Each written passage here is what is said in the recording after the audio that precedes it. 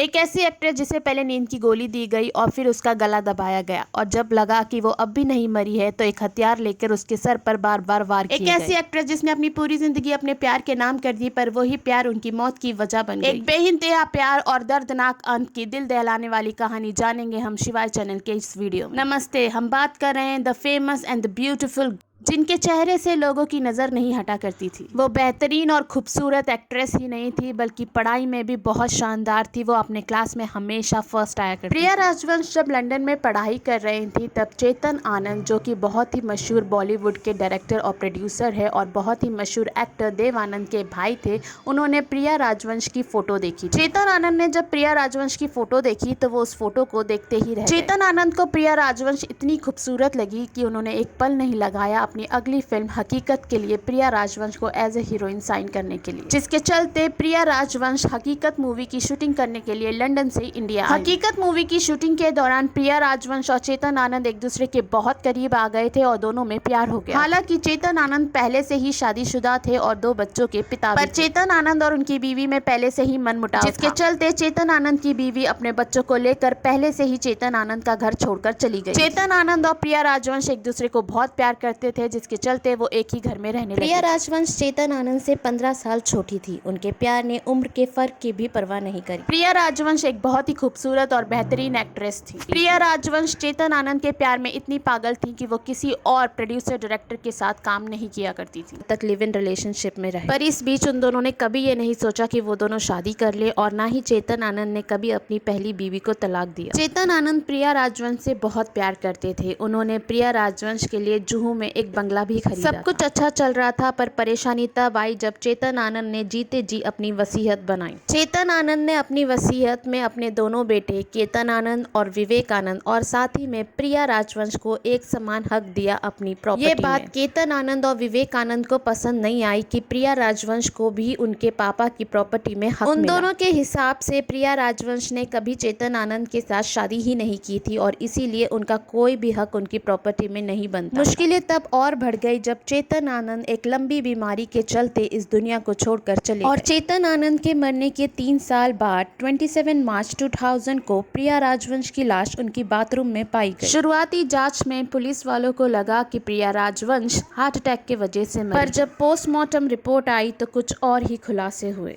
Postmortem की report के अनुसार प्रिया राजवंश के गले पे काफ़ी मार्क्स थे, जिससे पता चल रहा था कि उनका किसी ने गला दबाया है और उनके सर पे भी काफ़ी ज़ोर से किसी हथियार से मारा गया हो। इन्वेस्टिगेशन करने के लिए प्रिया राजवंश की नौकरानी माला चौधरी और अशोक को पुलिस स्टेशन ले जाया। पूछताछ करने पे प्रिया राजवंश की नौकरानी माला चौधरी ने कन्फेस किया कि उन्होंने ही प्रिया राजवंश का मर्डर किया था। माला चौधरी ने बताया कि उन्होंने प्रिया राजवंश के दूसरे नौकर अशोक के साथ मिलकर प्रिया राजवंश की चाय में नशे की गोलियां मिलाकर उन्हें पिलाई और फिर प्रिया राजवंश को गला दबा के मारने की कोशिश की। और फिर उन दोनों नौकरों को लगा शायद अब भी प्रिया राजवंश नहीं मरी हैं, इसीलिए उन्होंने कपड़े धोने वाली लकड़ी को उठाकर प्रिया राजवंश के सर पे 2-3 बार वार माला चौधरी और अशोक ने कबूला कि उन्होंने प्रिया राजवंश का मर्डर चेतन आनंद के बेटे केतन आनंद और विवेक आनंद के कहने पे किया। इस मर्डर को करने के लिए माला चौधरी को केतन और विवेक आनंद ने 4,000 रुपए दिए थे। 4,000 जैसी छोटी रकम के लिए यह मर्डर किया गया, पर कहा यह भी जाता है कि माला चौधरी और विवेक आनंद का अफेयर था, जिसके चलते ये मर्डर हुआ। जैसा कि चेतन आनंद की वसीयत में लिखा था कि अगर प्रिया राजवंश की मौत हो जाती है तो ये बंगलो